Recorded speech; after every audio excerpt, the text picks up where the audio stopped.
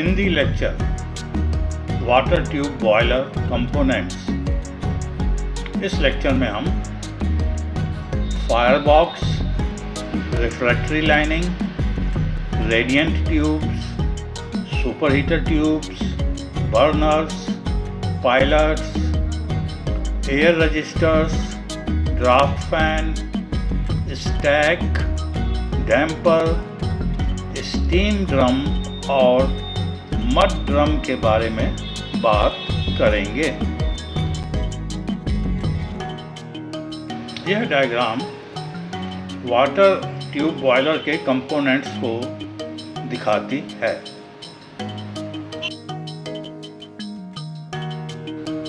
वही डायग्राम है लेकिन थोड़े से बड़े साइज में है। फायरबॉक्स बॉयलर में वह स्थान है जहां पे पानी को गर्म करने के लिए ऊष्मा पैदा की जाती है और पानी तक पहुंचाई जाती है। यह एक फर्नेस की तरह होता है। फर्नेस की तरह फायरबॉक्स में बर्नर्स होते हैं जिसमें ईंधन जलाया जाता है और रेडिएशन द्वारा पानी तक ऊष्मा पहुंचाई जाती है।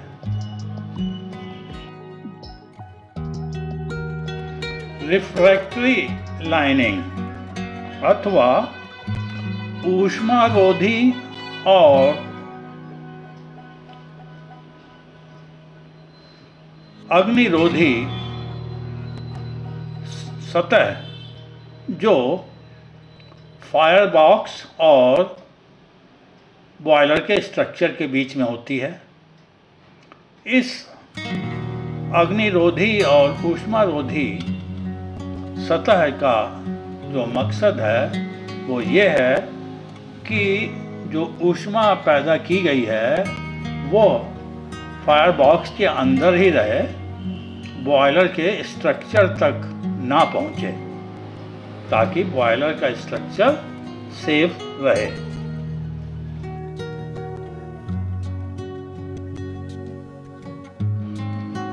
अनुरोध, ये उम्मीद की जाती है कि यह लेक्चर सेशन आपके लिए उपयोगी साबित होगा। कृपया लाइक बटन को प्रेस करें। कृपया इस चैनल को सब्सक्राइब करें। This lecture is available in English language also.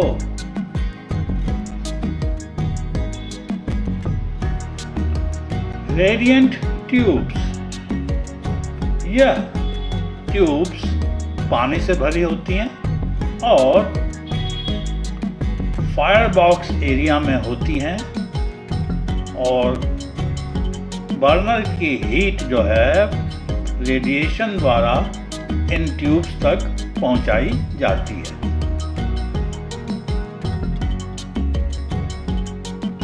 Riser tube और रेडिएंट ट्यूब दोनों में ही फीड वाटर भरा होता है और इस फीड वाटर को बर्नर द्वारा पैदा की हुई ऊष्मा से उबाला जाता है ताकि भाप अथवा स्टीम बने और यह भाप अथवा स्टीम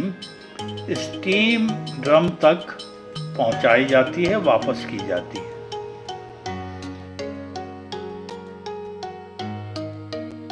स्टीम ड्रम से स्टीम अथवा भाप को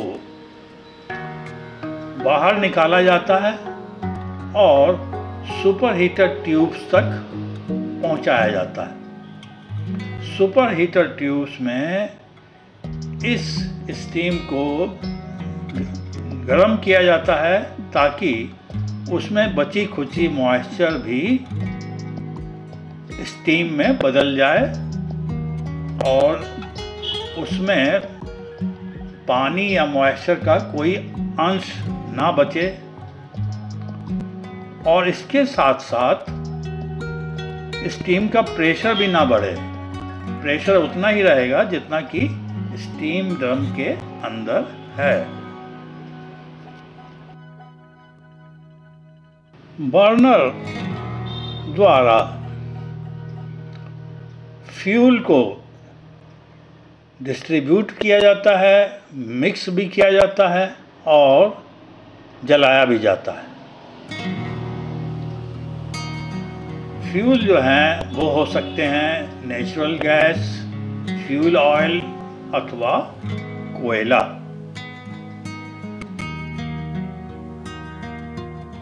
बर्नर दो तरह के होते हैं। एक तो होता है प्री मिक्स बर्नर, जिसमें बर्नर की टिप अथवा चोंच तक पहुंचाने से पहले ही फ्यूल को हवा के साथ मिक्स कर दिया जाता है। दूसरे तरह का बर्नर है रॉ गैस बर्नर। इसमें जो है गैस को पहले हवा के साथ मिक्स नहीं किया जाता है, टिप से निकलने के बाद ही मिक्स किया जाता है। तीसरे तरह का बर्नर वो है जो प्री मिक्स बर्नर और रॉ गैस बर्नर दोनों का कॉम्बिनेशन है।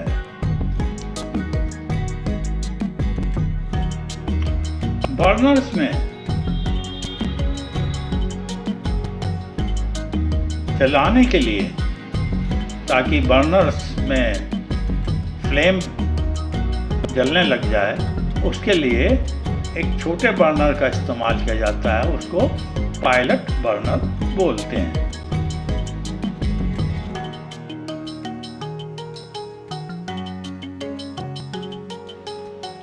Air registers. एयर रजिस्टर्स का काम है कि बर्नर में पहुंचाई जाने वाली हवा को कंट्रोल करें और उचित मात्रा में फ्यूल एयर रेशो मेंटेन हो, ताकि धुआं भी ना पैदा हो, कालिख भी पैदा ना हो और नाइट्रोजन ऑक्साइड और कार्बन मोनोऑक्साइड भी पैदा ना हो। हवा इतनी उचित मात्रा में दी जाए बर्नर्स को।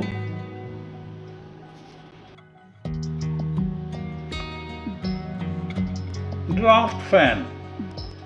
ड्राफ्ट फैन का उद्देश्य है कि बॉयलर में हवा का अच्छी तरह से बहाव होता रहे।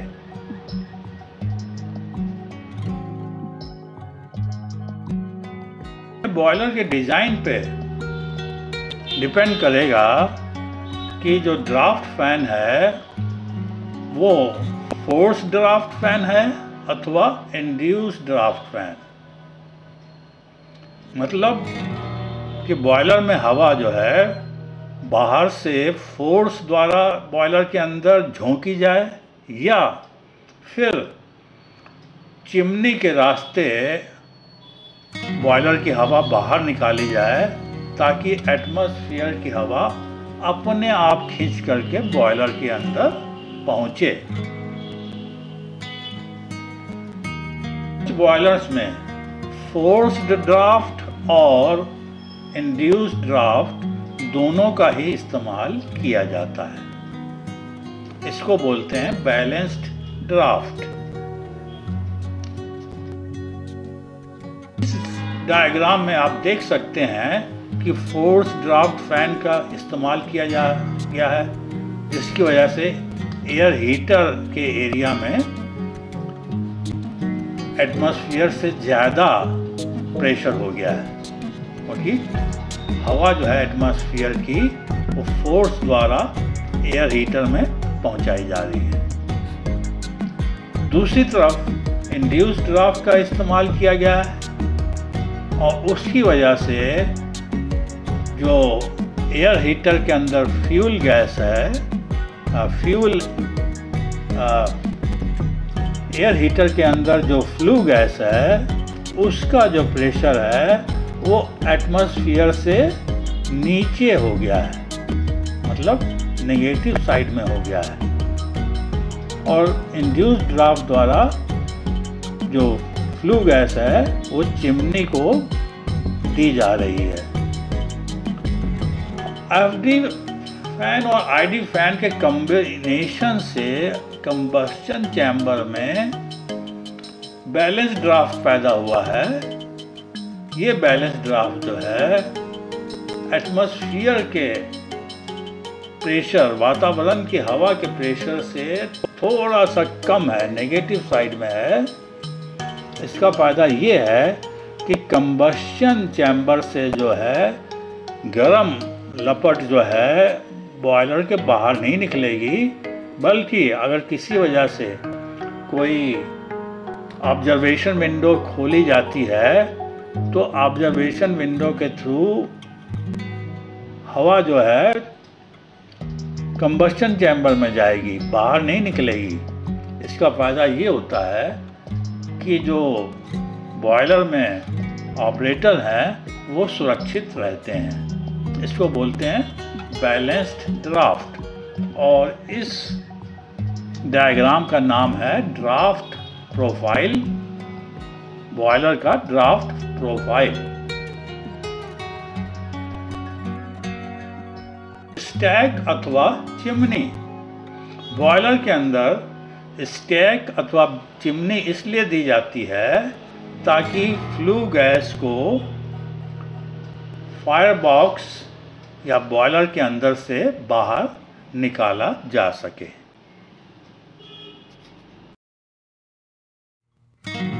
चिमनी अथवा स्टैक के अंदर एक डैम्पर प्रोवाइड किया जाता है जिसको रेगुलेट करके फ्लू गैस का फ्लो कंट्रोल करते हैं।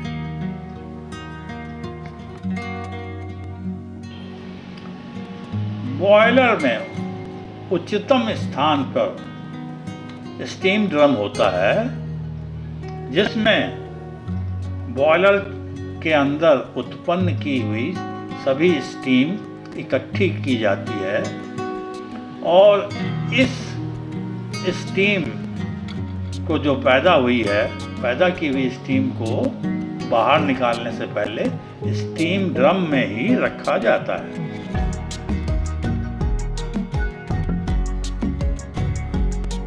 यह बॉयलर के डिजाइन पे निर्भर करता है कि फीड वाटर जो इकोनोमाइजर द्वारा पहुंचाया जा रहा है, तो इकोनोमाइजर द्वारा पहुंचाए जाने वाले फीड वाटर को या तो स्टीम ड्रम में दिया जाता है या फिर मड ड्रम में दिया जाता है।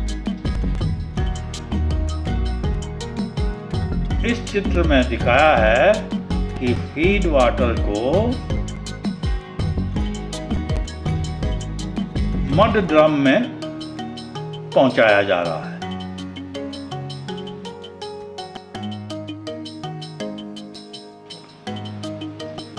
मड ड्रम बॉयलर का सबसे निचला हिस्सा है और इसमें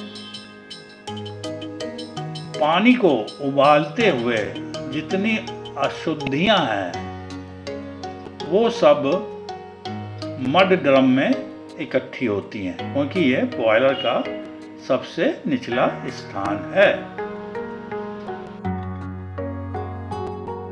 अनुरोध, ये उम्मीद की जाती है कि यह लेक्चर सेशन आपके लिए उपयोगी साबित हुआ। कृपया लाइक बटन को प्रेस करें। कृपया इस चैनल को सब्सक्राइब करें। यह लेक्चर यह लेक्चर इंग्लिश में भी उपलब्ध है। This lecture is available in English language also.